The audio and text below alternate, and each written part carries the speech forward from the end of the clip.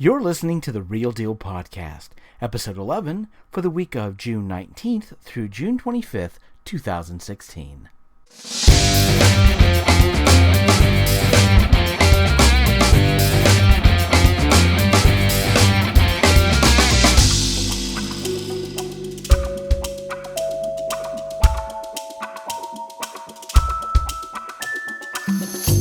Hello and welcome back to The Man Attic for another edition of The Real Deal. I'm Kevin Pauly. And I'm Brian Hatcher. And today we're taking a look at one new film and one older film that we got to see in the flashbacks, as well as news that you can hopefully use on this edition. So let's get things started out of the gates today with one of the new films to hit out of Hollywood this weekend, and that is the Dwayne Johnson, or The Rock, Kevin Hart stars Central Intelligence. And Brian, you had a chance to see this. I did not yet. So let's talk a bit about this, because this was a film I'm really looking forward to seeing. Dwayne Johnson has really proven himself to not only be a bankable action star, but I've always found the guy very funny. And here he is working with one of the hottest comedic talents in the country right now with Kevin Hart. How did this film work out for you? Well, first of all, it's like you say, you've got Dwayne "The Rock" Johnson, who, I mean, again, a very bankable action star, also a great, comedic actor. And you're putting him in an action comedy. I mean, This couldn't be any more in his wheelhouse. If you built a house and filled it full of wheels, this movie would be in there. I don't care how many wheels you put in it. This is, and then, again, you have Kevin Hart, who is the undisputed king of comedy right now. This guy is selling out football stadiums. Oh, yeah. So really, where can you go wrong in a film like this? Well, where you go wrong, of course, would be the script. If the script doesn't work, then there's that. But, obviously I think this is one of those films, if you see the trailer, and if you've ever seen a movie in your life, you kind of know pretty much what you're going to get out of this film. And that's fine, because what you're going to get out of it seems like what I would want to get out of it, which is the two of them being funny, riffing off each other, throw some action scenes in, and, stir well and make a movie. Is that pretty much where we're at? Well, I will say this. There is a twist in the middle of the movie that you're going to see the thing coming a mile and a half away. I mean, the minute they set it up, I knew, and yes, maybe, I'm almost 50, and I've seen a lot of films, so maybe this would surprise some people, but I honestly don't see how. That's fair. It involves a rather popular actor that you're going to say, and like I said, I don't necessarily want to spoil it in case, but they make a cameo, and you're like, there's no way that this is all we're going to see in this person at all. That's not even possible. And I take it that ends up very much being the case. Yeah, absolutely. Yeah. The script is pretty simple, and in one aspect, yes, if you've seen the trailer, you kind of get the idea of where things are going to go, sort of. But I will say, interestingly enough, the script itself, it's a little bit different than what you would expect, and I'll tell you why. Your standard, stamped out script is going to have, of course, if you've seen the trailer, you know that, Dwayne "The Rock" Johnson, he's got the unfortunate name of Robbie Weirdick. Okay, so of course they're going to get messed with. And then Kevin Hart's character, they're very popular in school, right? Now the way your standard script is going to do that is that, of course, they grow up, and Kevin Hart's character is the nerdy backwards guy, and Dwayne Johnson's character is super cool, super spy type of character. What I find interesting about this is they don't exactly go that route. Now, yes, you have the character of Dwayne Johnson. He's the spy. He goes by Bob Stone now. He dropped the weird dick. Fair enough. He dropped the weird dick, as you would expect him to. Yes, and Calvin is known as the Black Jet, or the Golden Jet. They call him the Golden Jet, and Bob / Robbie Weirdick, yes, he's an international spy. Yes, he's got skills. He's still a nerd. I mean, from front to back. I mean, he wears a unicorn T-shirt and doesn't care at all. Right. His favorite movie is 16 Candles. Okay, where's the fanny pack? Right. Does not care. And Calvin, he is very much. He has problems with his life because he was the valedictorian. Right. And he's an accountant now. And it's not that he's nerdy and awkward. It's just that his life didn't go the way that he expected it to. He married his high school sweetheart.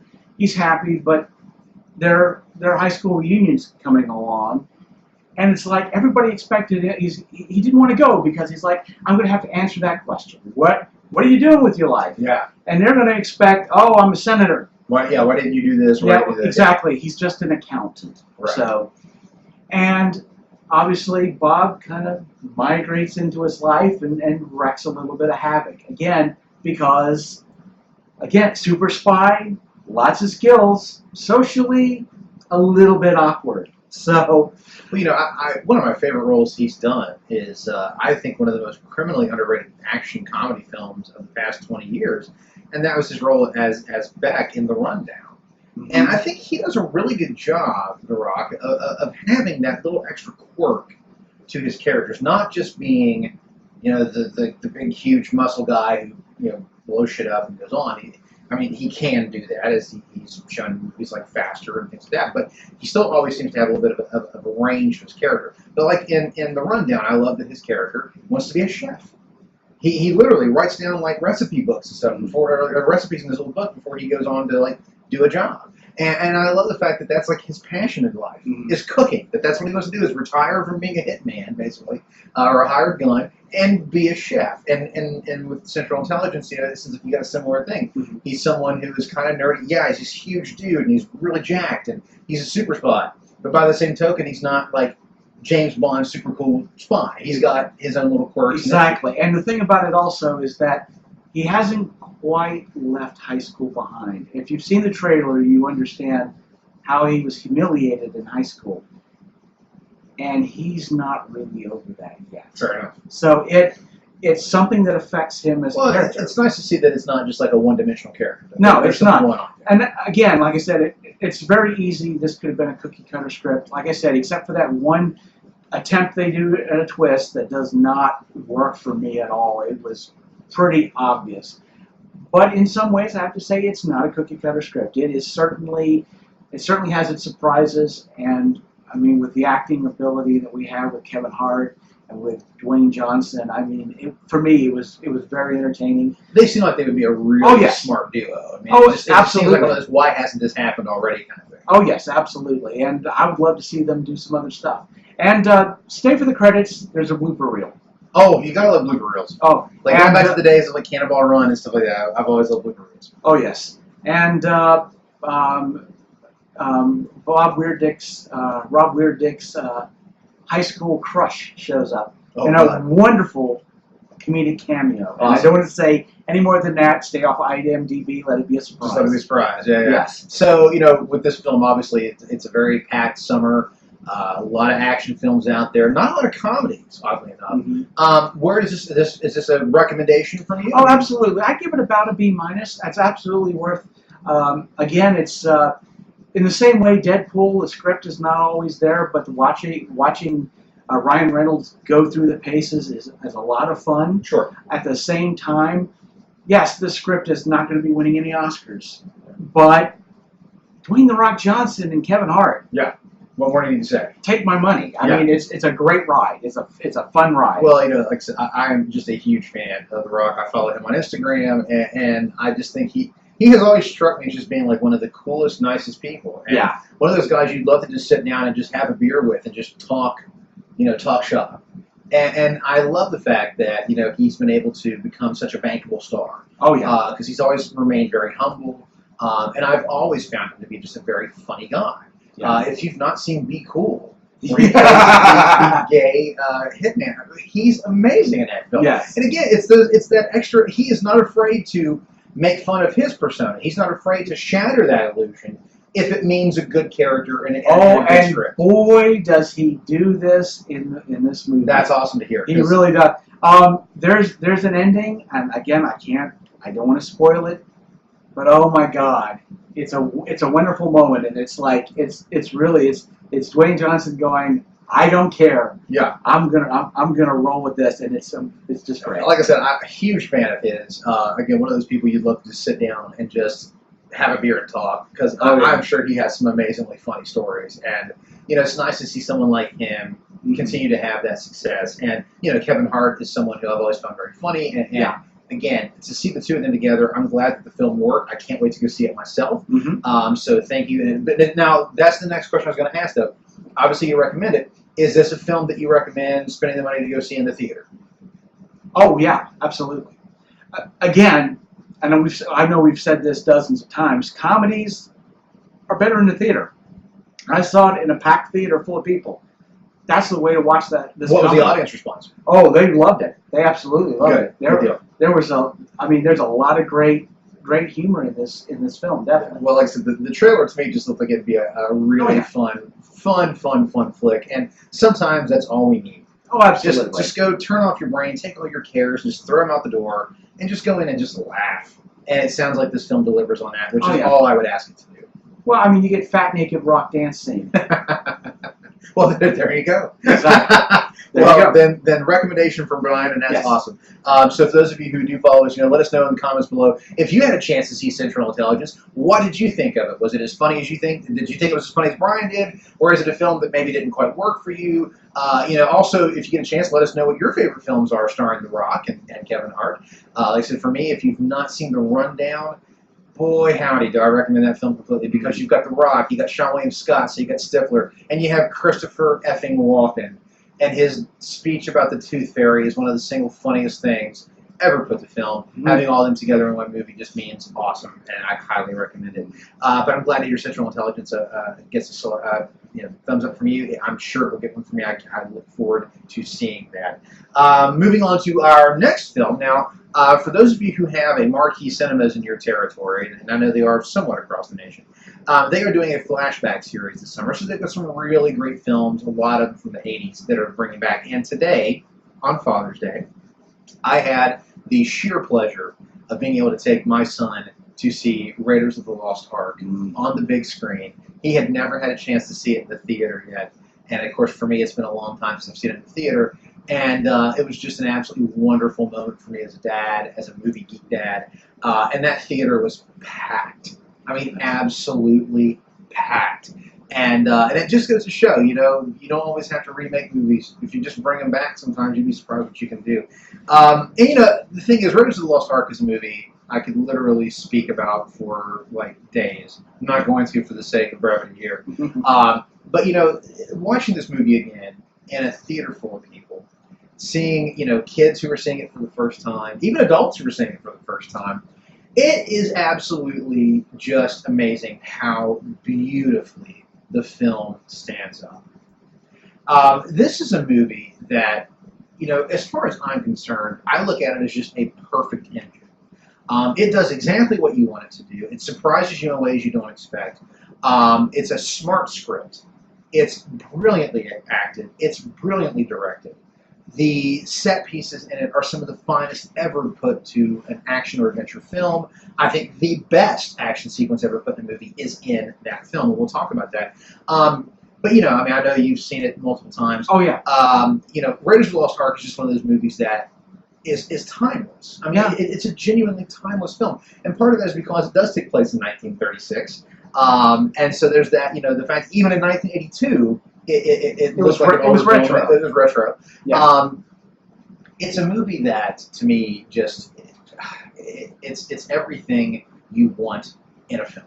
Oh, it is. It's absolutely. It's comedy. It's drama. It's action. It's even a little creepy when it needs to be. It's fast paced. Every scene in it is moving the story forward. There is no fact to be trimmed in that film. There are a lot of surprises along the way. Absolutely. Of course, my passion with this film was this was the first film that I reviewed ever in a junior high school newspaper. I went to see it in the theaters, and at that time I didn't get to see a lot of films, and it kind of gave me an excuse, for Dad to take me to go see a movie. I was like, Dad, this is for school. I have to do this. This is for school. It's a report, man. I have to do this. So, and it was amazing. It was everything that you could love about cinema. Yes. It absolutely was. And spoilers, I gave it a good review. Yeah. Now, if you're watching this and somehow you've never seen it, oh my! Please do yourself a favor, and it will be playing again if you do have a Marquee Cinemas near you. It will be playing again this Wednesday at 2 p.m. and 7 p.m. Go see it. Good Lord, go see it if you get the chance. Now, you can also find it on Blu-ray, and the Blu-ray transfer is absolutely gorgeous. It's a wonderful Blu-ray. But let's talk a bit about this film. It was made in 1981. It was nominated for Best Picture. It was the highest-grossing film of 1981. It was the film that introduced the world to Indiana Jones. Yeah. A character who would go on to become one of the biggest, most popular characters in the history of cinema. It was the film that really cemented Harrison Ford as just an absolute superstar. Oh yeah. This was the guy. It's like, well, he was Han Solo. You know, it's like it would have been so easy to have been typecast as Han Solo for the rest of his life, and then he pulls this hat trick. Yeah. Well. Fedora trick. Yeah. Fedora now, what's funny about it, though, is that, Harrison Ford was not the original choice. And if you get to see some of the original concept art, you notice that Indiana Jones is drawn with a mustache. And that's because the person that they first wanted and who test screened very well for it, I may add, you can actually find his test screening on the original DVD set. And that is Tom Selleck. Yeah. And I'm not kidding. It would have been a fine film with Tom Selleck in it. It really would have been. His reading, he almost even sounds like Harrison Ford in certain deliveries of his test screening. And he really was, again, a star on the rise. Tom Selleck, of course, had just signed on to do Magnum P.I., and he could not get out of his contract with that to do the role of Indiana Jones. Now, luckily, Magnum P.I. was a huge hit, so it's not like he lost out completely on that. But I'm sure there might be that little, in the corner of his mind, it's like, man, what would have happened if? Oh, yeah. How would things have changed? But it's funny because he couldn't do it, then Spielberg was really wanting to look at Harrison Ford.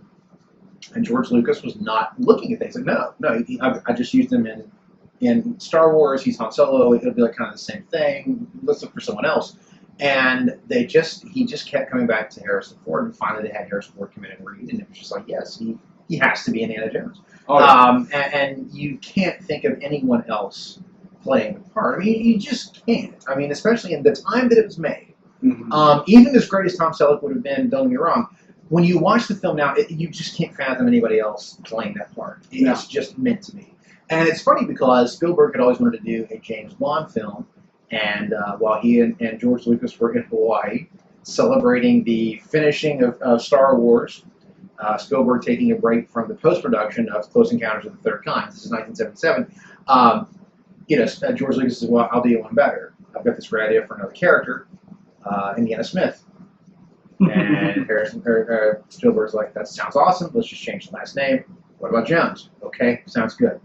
And there you go. Yeah. So that's the genesis of the character. And, of course, you had people like Philip Kaufman helping with the idea of the story. Then you had Lawrence Kasdan, who did the screenplay. And, of course, he had also worked on the screenplay for The Empire Strikes Back. And so Kasdan really gave that story its shape and really, filled it out beautifully. And so you have this, star-making role. Mm-hmm. You have Spielberg really cementing himself as a tremendous action-adventure director. Up until that point, he had, of course, the suspense and everything with Jaws. He had a science fiction blockbuster with Close Encounters of the Third Kind. Here he was throwing his hat in the ring with a flat-out old-school action-adventure. Now, he kind of touched on it a little bit with 1941, which was this huge comedy that had a lot of big action set pieces, and again, around the same time period. But with Raiders of the Lost Ark, he really cemented himself as one of the great action-adventure directors. He has to be in that list. And, part of that, too, is the amazing work that Joe Johnston did. Johnson would go on, of course, to direct The Rocketeer, Jurassic Park 3, and Captain America: The First Avengers, as well as other great flicks. But he really helped give shape to several action set pieces in that film. You had Ron Cobb working on some of the production design. Of course, Ron Cobb, tremendous talent, worked on Alien and Conan the Barbarian, The Last Starfighter, and many other films. There's a lot of people involved with this film. besides the usual suspects of Spielberg, Lucas, Harrison Ford, and John Williams. You had Morgan Reynolds doing the production side, who also had worked on Star Wars. You had Douglas Slocum, who shot the hell out of this film as your director of photography. And there's so many key people who come on board, as well as the rest of the cast. I mean, the wonderful Karen Allen as Marion Ravenwood, who will always be my favorite Indiana Jones woman. You had, of course, John Rhys Davies as Sala. You had Denholm Elliott as Marcus Brody. You've got some really, really wonderful characters in this film. It's a movie it's just got everything. I mean, it really does. It never, ever, ever, ever, ever lets up. It's just always, once Indy is sent on the quest for the Ark, it just takes off, and it never looks back. When you think about the film, what do you walk away with? What are the things that really stand out to you about the film? It's a great textured film. It hits every note. And when you think about, the fact that you have really a young director. Oh yeah. Somebody who's playing Spielberg a game. At that point, he was 26 when he made Jaws in '75. So he was like, 6 years older? Yeah, he's like 32. 32. And with the chops of somebody easily, in his 40s, early 50s. I mean, he just knew how to direct. It's like it was like it was in his DNA. Yeah. You can really say that. And you have this wonderful character in Indiana Jones. Harrison Ford's portrayal is amazing. You forget how funny he is. Yeah, well, there's some genuinely laugh out loud moments in that film, and some of it great. Yeah, and some of it he's responsible for himself. Yes, well, the whole swordsman. Yeah, the swordsman and the gun. It's like he just wasn't feeling good that day. We won't go into any details. You can look him up online, but he's like, hey, let's just make this quick.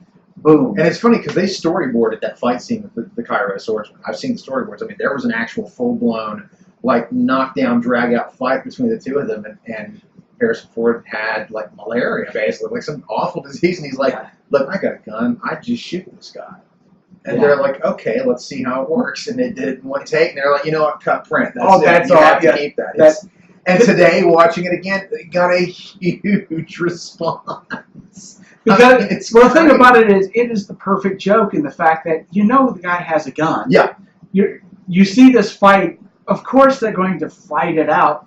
The fact that he pulls out a gun and shoots him, it's obvious, but you don't see it coming. You don't see it coming because the guy, it's so funny. That shot is so great because the crowd disperses and there's this huge guy. And he's in his awesome black robe and the turban. He's got this gigantic scimitar, and he's tossing it back and forth, and he's swirling that thing around. And you're like, oh, Lord, Andy, what are you going to do? And all of a sudden, boom, done. And you're like, oh, that's right, he does have a gun. And it's like, and thank God, in the 1930s, you could shoot someone in cold blood on the streets of Cairo and no one cared.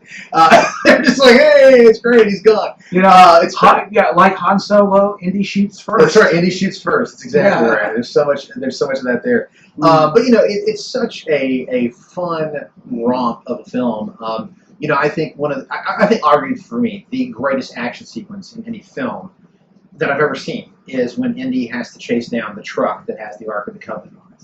And he's on the horse, and he's going down the mountainside, and the timing of the shot, where he literally comes down at the time of the truck, sorry, the microphone, comes down and it's right up on the truck, and it's so perfectly timed. Joe Johnston was incredibly responsible for that sequence. Oh, yeah. He helped in the storyboarding of it.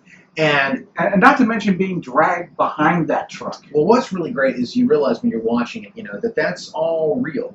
Yeah. That's all real stunt people really doing that. And in some cases, Harrison Ford. Harrison Ford did some. Jack Dearlove is his main, I think it's Dearlove's his last name, is his main stunt guy who did all of the stunt work for him in those films. And he looks just like him. I mean, really, it's uncanny. Oh, yeah. And when you realize that that's a real human being, jumping up on the side of that truck and climbing onto it, holding onto it for dear life, going underneath it, and that's really Harrison Ford. They're being dragged. Yes.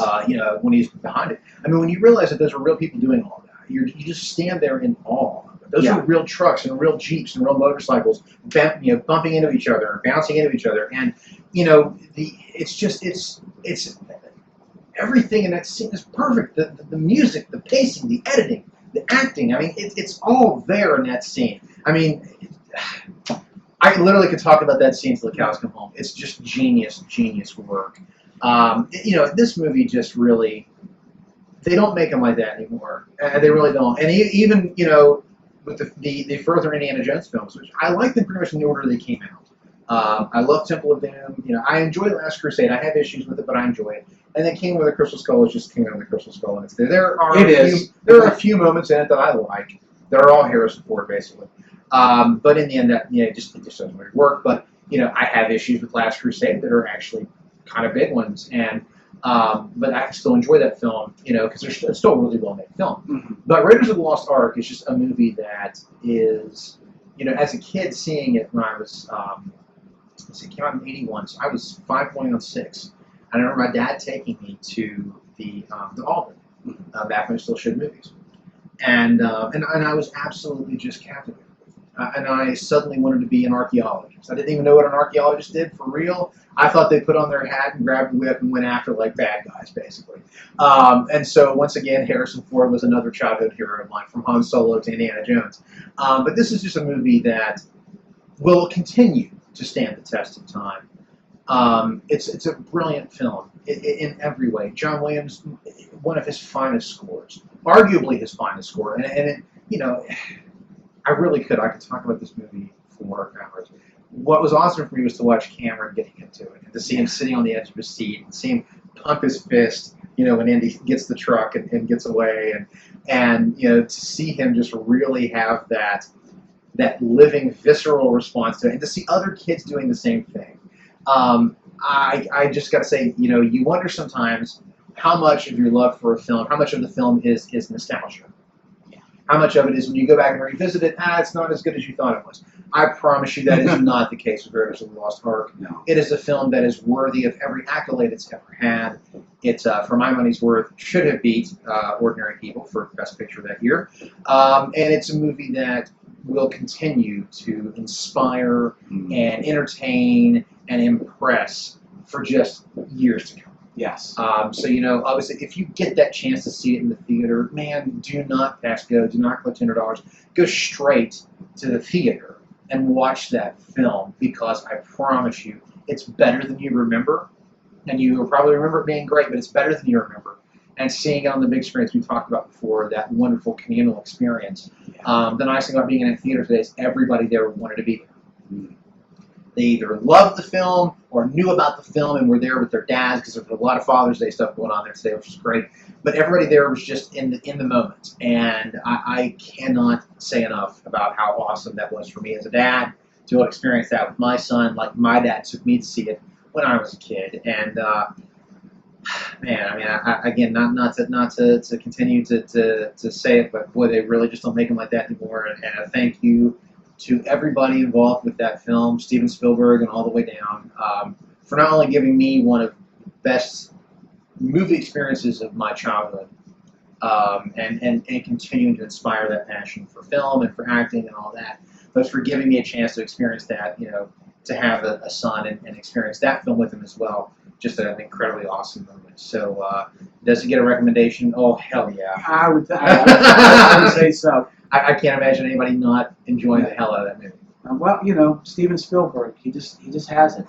Which, kind of veering off a little bit, I will say that I saw a making of trailer in the theaters for Big Friendly Giant. Yeah. And I didn't know this, but they reunited the E.T. crew. Yeah. Melissa Matheson actually is the screenwriter of the BFG, and she was the screenwriter for E.T. And they're bringing a lot of the people in for that. And that's very exciting. And I'm really excited that my son wants to go see that too, because I always love to get an excuse to go see a Spielberg film, especially his family films. And this looks like it's going to be a very charming and sweet movie, and I'm very excited about that. So yeah, man. Spielberg is my favorite director of all time. He is who developed my passion for film. And John Williams, in the soundtrack of my life, John Williams scores it more than about anybody. Yeah. As a kid, I would literally I would search out recordings of those soundtracks to listen to as a kid. I loved them. Like most people would listen to top 40 hits, I was listening to soundtracks, and John Williams soundtracks in particular. Boy, what a wonderful treat to get to see it again on the big screen. It's like it flip flops with The Empire Strikes Back for my number 2 or number 3 film of all time. And boy, again, seeing it again today in the theater just reinforced that completely. Yeah. Well, moving on to the news. Before I do that, I want to say a special shout out to one of my fellow Ghostbusters, Bobby Peterson, who got me a pack of, yes, you're looking at High C Ecto Cooler. It is impossible to find in stores. People are like, it's literally selling out on Amazon. It's like this amazing, like, return to your childhood, and it's so funny. For all the haters out there, the new Ghostbusters film, how many of you are hoarding up packs of Ecto Cooler? You want to hate on that film? Fine. If that's the case, don't drink any Ecto Cooler. Give it to me because you don't deserve it. Yeah, and keep in mind, if you'll notice, there is one Ecto Cooler. There ain't two. He ain't sharing them. He's not sharing them. Cameron's had one. He's had one, and that's it. That's it. That's all. I love you, but no. No. So yeah. But anyway, thank you, Bobby. This has been awesome to experience again with my kid. I have had the can of it, which you can find in certain movie theaters. And in the box, it actually tastes a little bit better. It's more concentrated. Yeah. And it's more of that, oh my God, this is my childhood coming back through a box of drink, basically. Yeah. But it's amazing. It's awesome. And thank you again for making that happen. Yeah. So looking at the news, unfortunately, there's a major thing we have to talk about that literally just happened today. Yeah. We're we're only going to really cover one news story today. Shore Gardens of the Galaxy 2 wrapped this week. Finding Dory's broken all sorts of animation records, and the Independence Day Resurgence director Roland Emerson was quoted in The Guardian saying that Marvel movies are silly. This is the guy who made Independence Day and Stargate. Okay. Yeah. But, and not only that, he also made The Day After Tomorrow, where people had to outrun weather. Yeah. Like to slam a door to keep weather out. Yeah. Yeah, so, and Marvel movies are silly. Yeah, there are, but really, honestly, none of that really matters right now, because unfortunately the news all today has been about something else. Anton Yelchin, who's played a variety of roles, including Chekhov in the Star Trek reboot, and of course our recently reviewed film Green Room, has died Sunday morning in what has been described as a freak accident involving his car. He was 27. Yeah, Anton Yelchin is one of those people that, when I the first thing I saw him in, where I knew him as Anton Yelchin, was honestly the Star Trek 2009 reboot, and I thought he was just wonderful in the role of Chekhov. I thought he had that, he had the wonderful, like, overdone accent, much like Walter Koenig did, but there was that bright-eyed enthusiasm to him because he was younger. And I thought he did just a really wonderful job with that. Now, looking at IMDb today, and I'd forgotten that the first thing I ever actually saw him in was he played the young boy in Hearts in Atlantis, based off the Stephen King novella, opposite of Anthony Hopkins. And I remember being so moved by the work the two of them do in that film. Is the film perfect? No, but boy, the two of them are really outstanding in that movie. They really genuinely are. And you can definitely tell he had that factor, that child actor factor, that he was like talking to an old soul kind of thing. And so to see him continue to succeed, where a lot of times child actors kind of fall off by the wayside, he had success into his teens and into his 20s. While I'm a huge fan of the original Fright Night, I was not really anticipating anything from the remake. But I'll be honest, I really enjoyed him as Charlie Brewster, and I thought he was actually really good in the film. I really enjoyed him and David Tennant tremendously, and I thought that for a non-necessary remake, as most of them really kind of are non-necessary, it was an entertaining film, so much so because of the two of them. So Anton Yelchin definitely had that hit factor. Now, another neat film that he did is called Charlie Bartlett with Robert Downey Jr., which is kind of like a Ferris Bueller's Day Off for the 2000s. And neat little film, really cool little film. And he and Robert Downey Jr. work really well with each other. Robert Downey Jr. is like the principal of the school. It's like, and they have that antagonistic relationship like Mr. Rooney and Ferris Bueller. It's a neat movie. And then, of course, we just recently reviewed Green Room, which, as you remember, even though I'm not a big fan of the film, the performances in it are fantastic. And his was no exception. He really goes through a major, trauma in the film, and he sells it so beautifully. He really does. He sells that character so beautifully. So, here's a guy who definitely did no wrong, and I never heard anyone speak ill about him.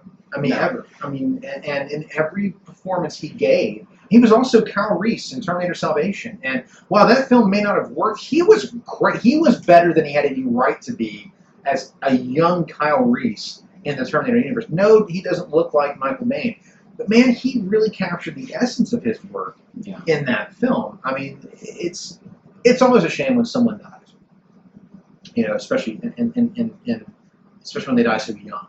He was 27, and that's young. Yeah. And for it to be just a freak accident. Yeah. But it's one of those things where it's like, it's one of those. This is going to sound morbid, and I don't mean it to be, but at least it wasn't like a drug overdose or something bad like that. And it's awful that he's gone, but I'm just glad to know that he was someone who did it clean, who did it right, who I never heard anyone speak ill of, and I never heard him speak ill of anyone. Yeah. And that's what makes it all the more tragic. Yeah, because again, and not to be morbid, but I mean, a lot of stars do spiral out of control, but the thing about it is, when one of those type of people die, you're kind of like, yeah, we kind of saw that. You kind of see it coming. Yeah. I mean, not at all. I was stunned when I saw. Well, when I saw it, I mean, again, my first impulse was, oh, why him? Why would the internet do that kind of a prank? I mean, it's sort of like that's an odd one. It's like I see more, Robert Downey Jr. maybe, and other people have been. It's like, I guess, well, it's rolled around. It's his turn to be, to be the internet hoax. Yeah. But it wasn't. But it wasn't. No, it wasn't. Definitely our thoughts are with his family and with his fans and his friends as well, many of them in the Star Trek universe.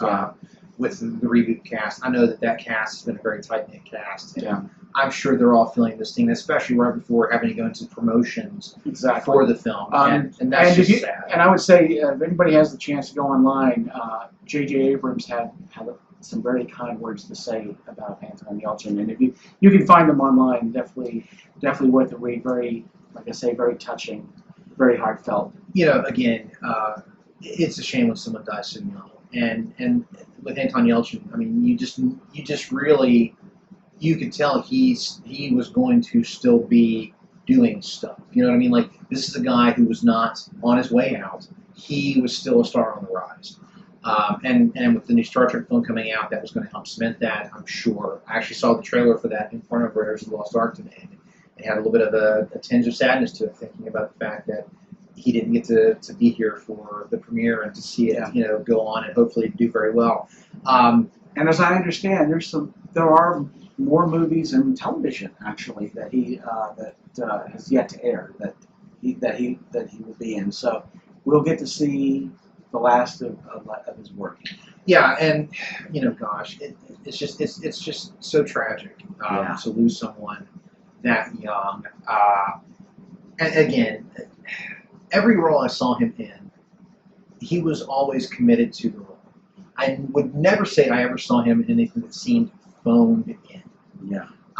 This is a kid who really took his work seriously. Yeah. He really worked hard for his craft, and you have to respect that. And to paraphrase from Blade Runner, the light that burns twice as bright burns half as long, and it's a shame that seems to be the case here, or that is the case. It's not seems to. He did pass away. There's no seems to it. But to his family and to his friends, we offer our condolences. You can only imagine what shock and sadness you're dealing with. To his fans, obviously we're sad. We're there with you. We're sad to see this passing, but at least we can all celebrate his last big film with Star Trek Beyond and other work of his that will still continue to come out.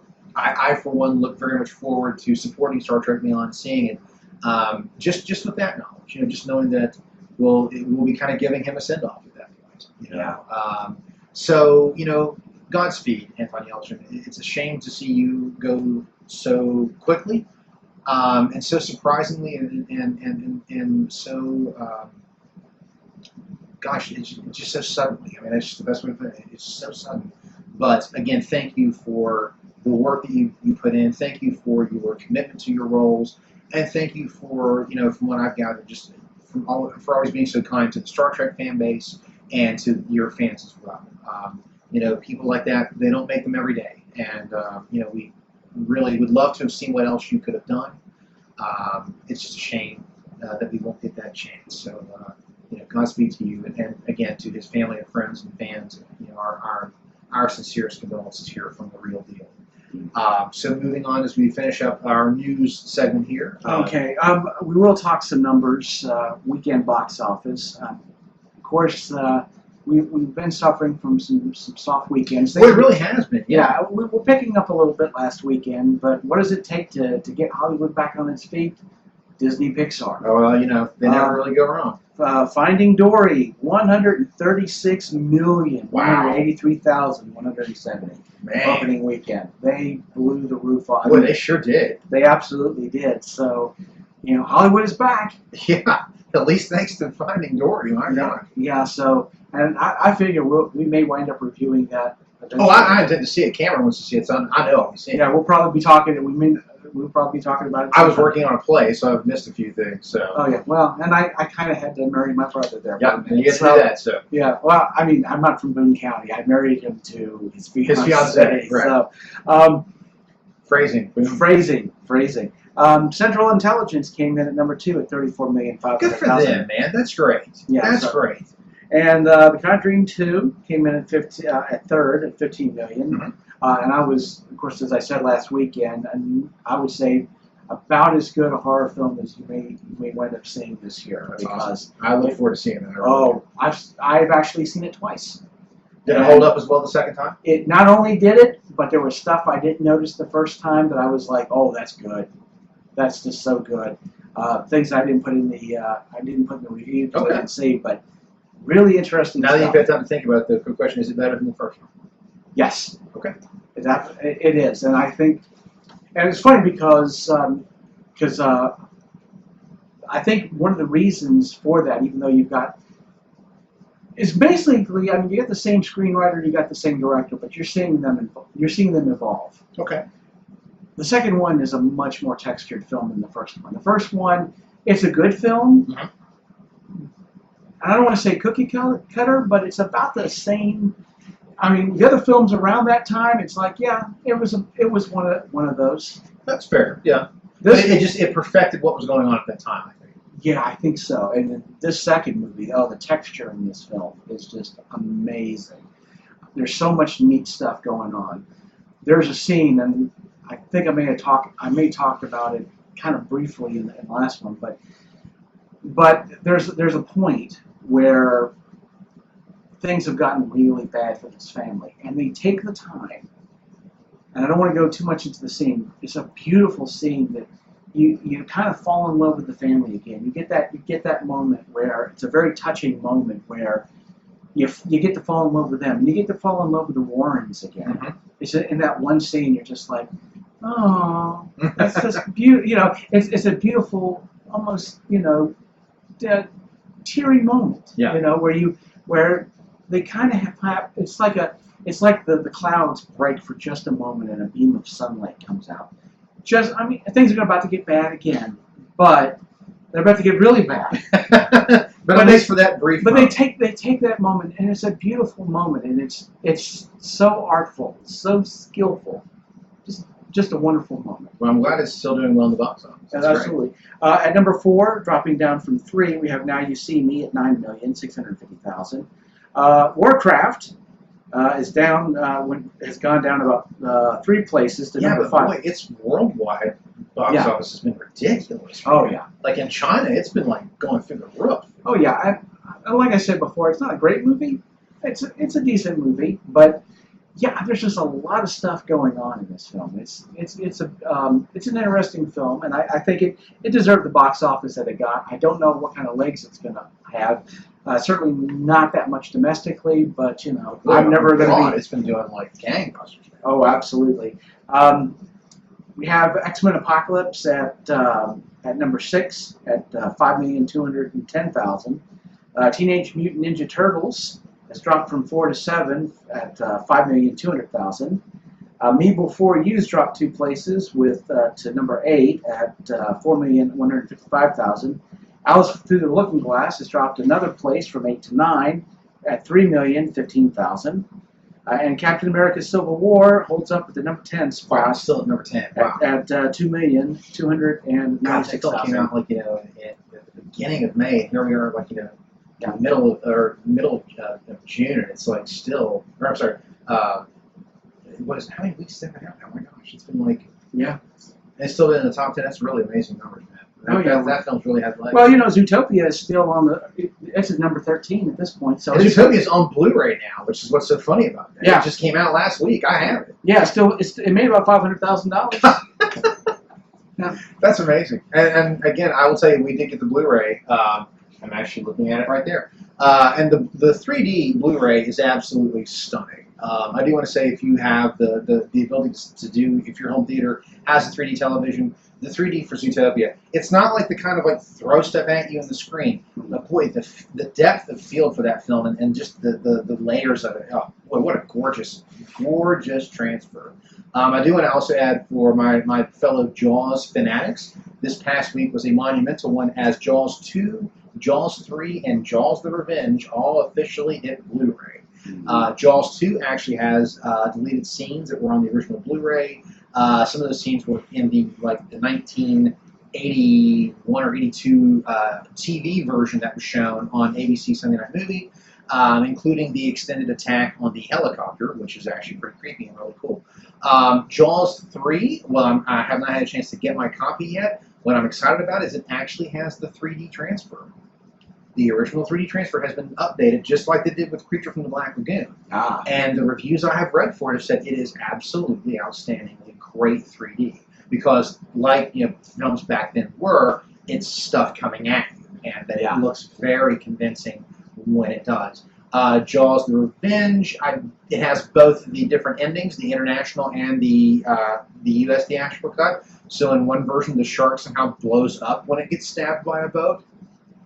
And in the other one, it actually just breaks the end of the boat off like it should. Wow, it doesn't help make that film any better. Unfortunately, it does not do that. But it's at least there if you're a completist. I don't know that I'll buy it yet, but I will have Jaws 2 and Jaws 3. Yes. Both of them. Jaws 2 is actually a really great sequel, and I think when you're in the discussion of greatest sequels of all time, it's one I would put in the discussion. It's actually a very well-made film. It evolves, it has to be bigger with more stuff happening because that's how sequels work. But unlike the rest of the sequels, it benefited from having a John Williams score. And it is a fantastic John Williams score. One of his more underrated ones because he doesn't just repeat the motifs from the first film. He brings new ones to it. And it's a really solid score. Jaws 3, I enjoy it for what it is. It's a goofy film, yes, but the idea behind it is really good. It's one that I think I wouldn't even care if someone said, let's remake it and call it something else. Okay, go for it. There are things that could be better, pacing issues, script issues, but in general, pretty cool idea for a film. If you had to make another film, it gets it all away from the Amity Island stuff, completely changes the setting, goes different, goes crazy. It's almost like the shotgun approach. Let's just try something and see what sticks. And I'm okay with that. Jaws the Revenge is just bad. It's just bad. It's just a bad film.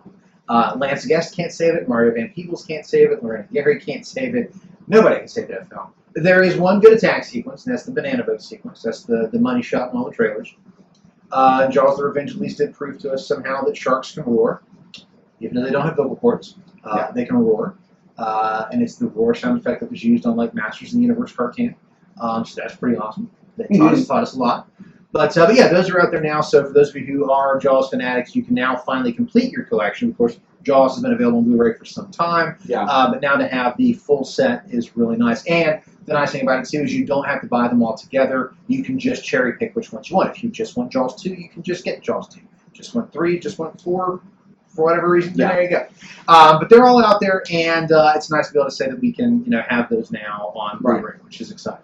Okay, so finally, movies that will be opening this week. Independence Day Resurgence. Very excited for this, actually. I was a huge fan of Independence Day in 1996, and I will still say till the end of time, it is one of the finest marketing campaigns I've ever seen for a movie. That Super Bowl trailer, where it's just, July 2nd they arrive, July 3rd they attack, July 4th we fight back, and it has that money shot of the White House being just destroyed.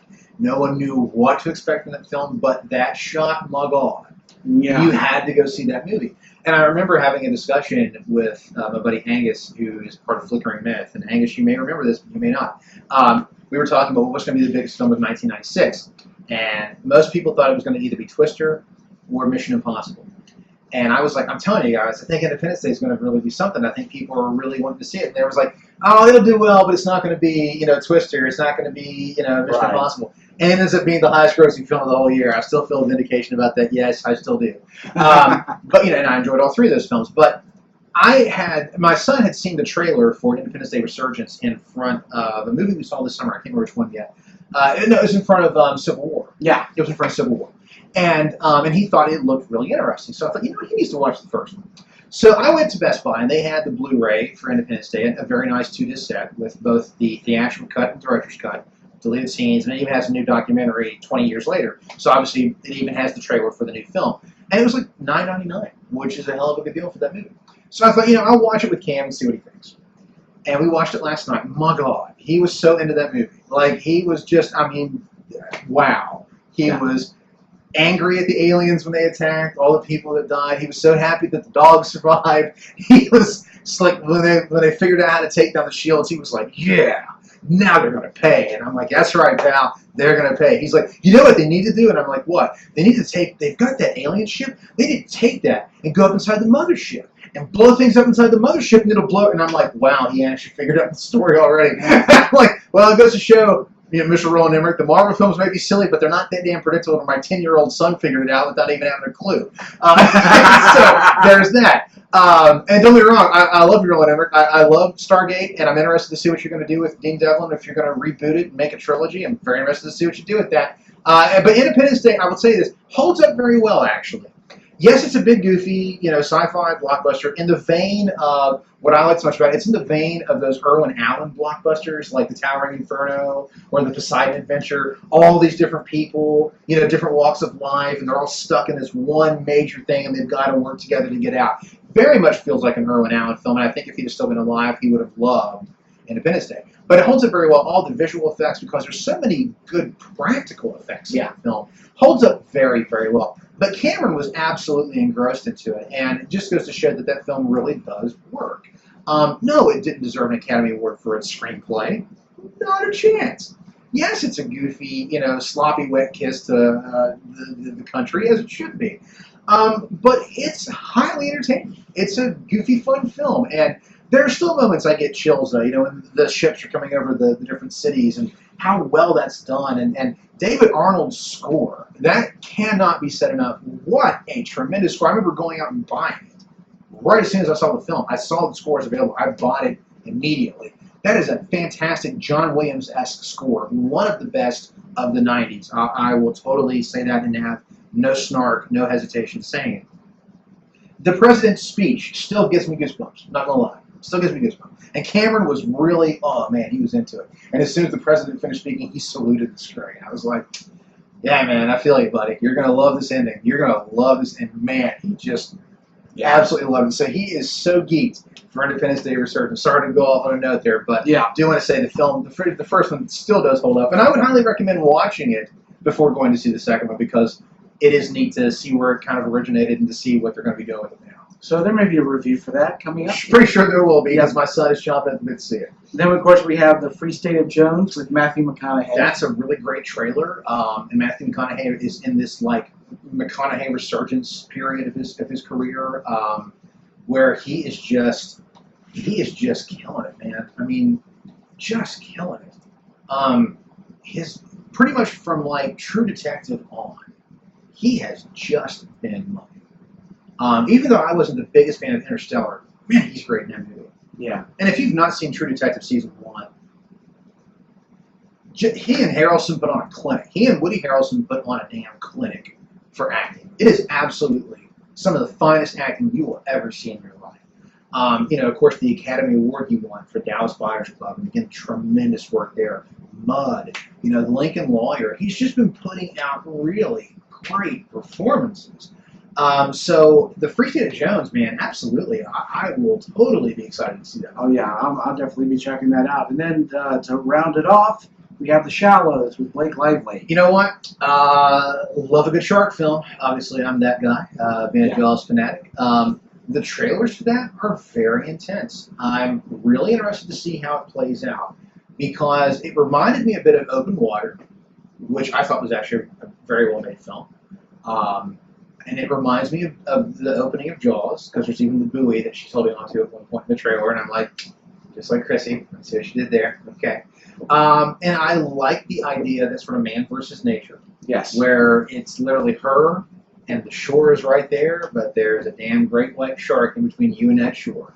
Yeah. And that's intense, man. It looks good. And one thing it reminded me of, and I'm going to reach back for this one, but if you saw Creepshow 2, The Raft. Yeah. The Raft. Yeah, it does. It reminds me a lot of The Raft, actually. Yeah. And yeah, boy, that's a great novella by Stephen King too. Yes. That's a great short story. Sorry, not novella, short story. That's a great short story. And Creepshow 2 did that really good justice. They really did. Yeah. That it does remind me a lot of that, and that's a very good analogy.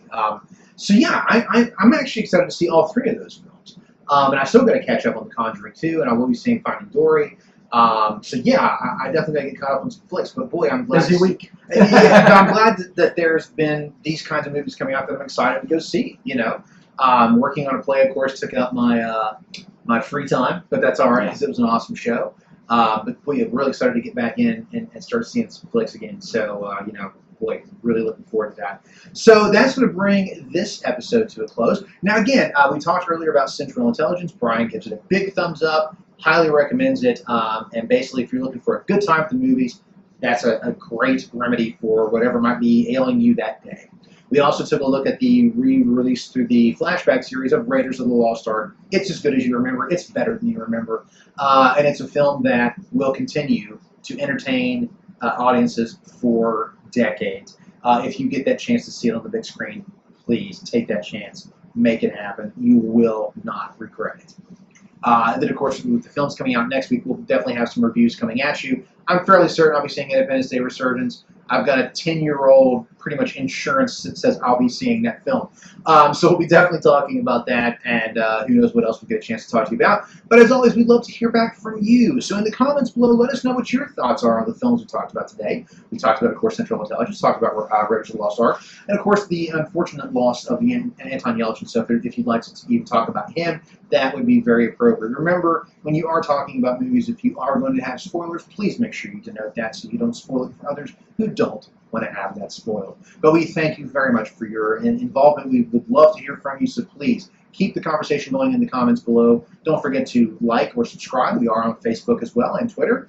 And we just, again, we really appreciate you supporting us and taking your time out of your day to listen to our cast. We hope that it's fun for you. It's definitely fun for us. And we just love sharing our passion of film and all things geeky and pop culture with you.